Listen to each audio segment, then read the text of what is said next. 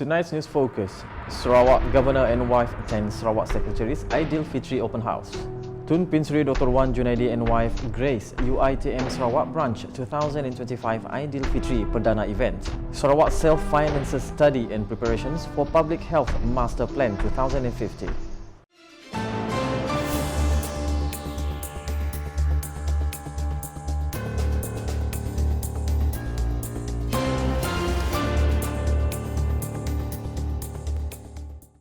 Assalamualaikum and good evening. Sarawak Governor Tun Pinsri Dr. Wan Junaidi Tuanku Jaafar and his wife, Tuan Puan Datuk Petinggi Fauziah Muhammad Sanusi, attended the Sarawak Secretary Datuk Amar Muhammad Abu Bakar Marzuki's Aidilfitri open house at his residence on Thursday. The arrival of Tun Pinsri Dr. Wan Junaidi and Tuan Puan Datuk Petinggi Fauziah were warmly welcomed by Datuk Amar Muhammad Abu Bakar Marzuki and his wife, Datin Amar Baduyah Bujang, at his residence at exactly 12:30 p.m. Accompanying Tun Pinsri Dr. Wan Junaidi were Minister for Tourism, Creative Industry and Performing Arts Datuk Sri Abdul Karim Rahman Hamzah and Senior Private Secretary to the Sarawak Governor Datuk Sri Syed Hamzah Syed Pai. Also enlivening the atmosphere of the open house was the presence of the state government leaders, heads of departments, agency representatives and other guests of honour from various walks of life. The event, which was held in a lively and harmonious atmosphere, served as a platform to strengthen the relationship between leaders and the people, in line with the spirits of unity that is central to Hari Raya Aidilfitri celebrations in the state.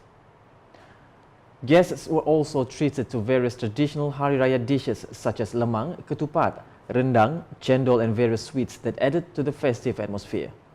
This Aidilfitri open house is one of the annual events held as a symbol of kinship and an opportunity to strengthen the relationship between civil servants, leaders and the people of this state.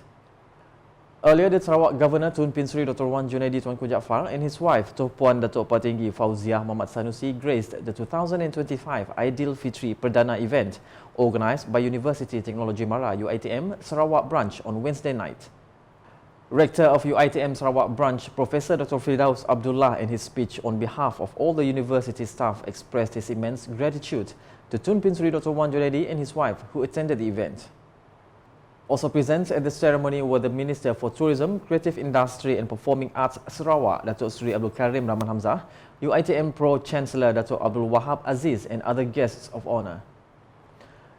The ceremony also witnessed the symbolic presentations of Early Schooling Assistance BAP to 20 students from the B40 category, which was contributed by Bank Rakyat Foundation YBR. Professor Dr. Firdaus also emphasizes the role of institutions not only in imparting knowledge, but also in supporting students, especially from the B40 group. In his speech, Professor Dr. Firdaus also shared several key successes of UiTM Sarawak branch, including the 2024 Akpan's Bronze Award, Sarawak Civil Service Quality Award, the 2023-2024 PSEA Merit Award, Premier of Sarawak Environmental Award, the National Academic Professionalism Award in conjunction with AKPU 2023, and the Excellent Academic Management and Co-Curricular Awards for the UiTM branch category.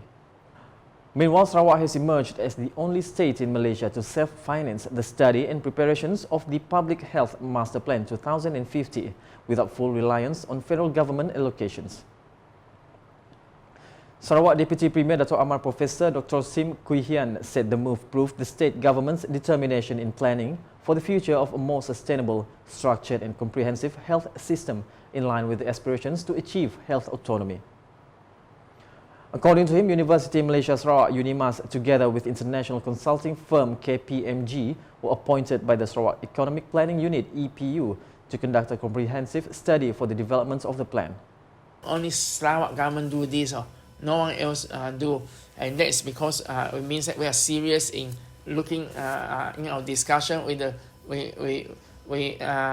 the central government, with Ministry of Health, so that they know that we don't just ask for health autonomy, we actually has a plan and so on, yeah, and hopefully this will fulfill some of our basics part of Sarawak, which is there are two major parts. One is education, education autonomy, and then you see there are various things that has been announced, and the other is our health autonomy.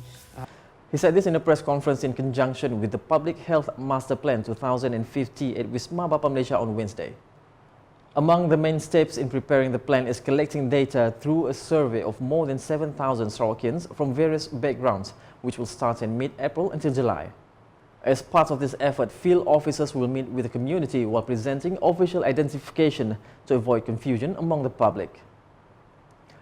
Explaining further, Dr. Amar Dr. Sim stressed the importance of this plan because the state's health system is currently lagging behind in terms of basic infrastructure, such as clinics and hospitals, which require urgent attention. In another development, farming entrepreneurs in Sarawak are urged to focus on food production to ensure a consistent product supply to foreign markets. Minister for Food Industry, Commodity and Regional Development MFICOT, Datuk Seri Dr. Stephen Rundi Utom, said the consistent production will enable Sarawak products to remain competitive in foreign markets. He stated that products from Sarawak are always in high demand abroad, but insufficient production at the local level is hindering the industry from expanding abroad.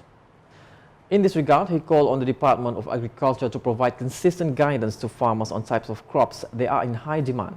Saya harap Jabatan Pertanian akan sentiasa memberikan tunjuk ajar supaya kita dapat menjalankan, memfokuskan apakah crop yang mempunyai demand yang baik dan juga kita boleh pergi downstream. Jadi Singapura ni menjadi platform kerana dia expose to international market dan sebagainya. So kalau boleh, kita berharap kita dapat melakukan sama ada workshop dan sebagainya untuk mengenal pasti bahawa petani-petani atau penghasil-penghasil tahu apa yang perlu dilakukan untuk supaya supply itu memang sentiasa ada. Karena kalau kita ada market, tak ada supply, kita tidak boleh meneruskan industri ini. He said this to the Sarawak Public Communication Unit UKAS after visiting the Sarawak Pavilion in conjunction with the Food and Hotel Asia Food and Beverage FHA and FNB 2025 at the Singapore Expo on Wednesday.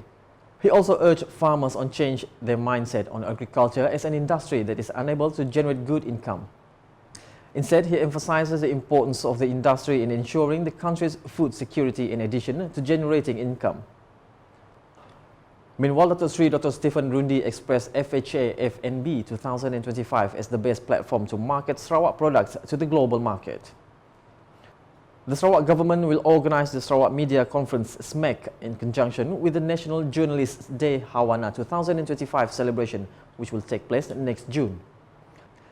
Deputy Minister in the Sarawak Premier's Department Corporate Affairs, Information and UKAS, Dato' Abdullah Saidul, said HAWANA at the Sarawak level will also be enlivened by organising sports events for the first time for the media practitioners involving 3 zones, namely Kuching, Sibu and Miri.